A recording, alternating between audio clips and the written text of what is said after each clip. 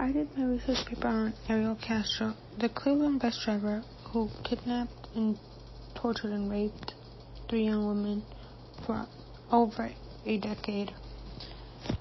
He started his victim prowling with Michelle Knight, who was a 22-year-old single mother who was going to the court to see about full custody of her kid after a problem arose with her family looking after her child. And she walks into a convenience store to ask for directions to the courthouse because she got lost. And that's where she meets Ariel Castro.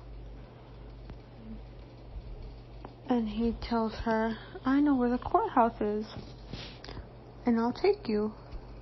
So she then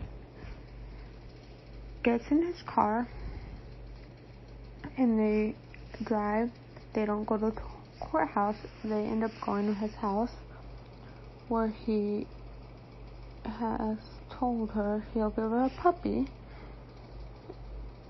so she can give the puppy to her son. And she never leaves that house until 10 years later.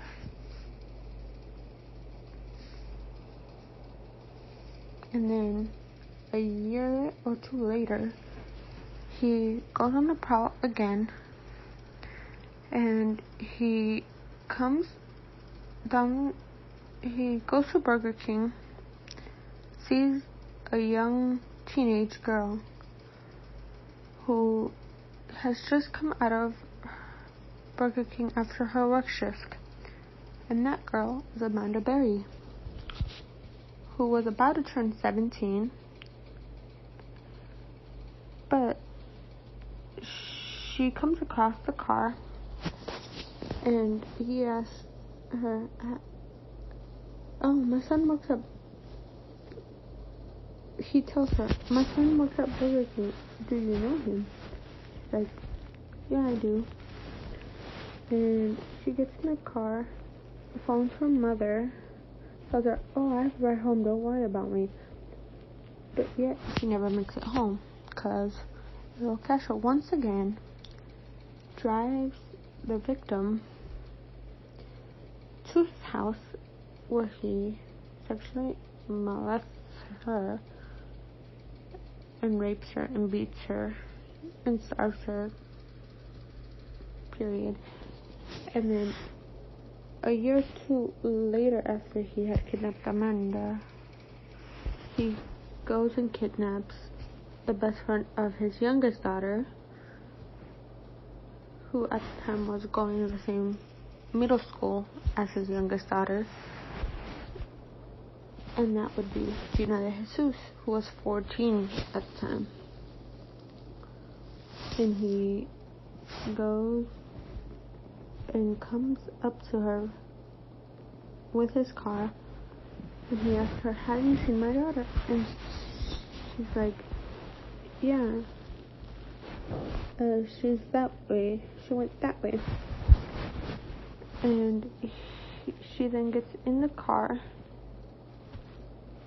to direct him to where his daughter is, but when he drives off, he doesn't go in the direction that she's telling him his daughter is at. He goes driving back towards his house.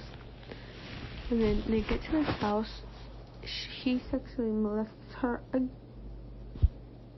once again. He sexually molests another girl again. He rapes her. He beats her. He starves her. All the same things done to the previous 2 young women. And then a couple years go by, and then Amanda escapes one day with her daughter in hand. Her daughter that she had through captivity with Ariel Castro.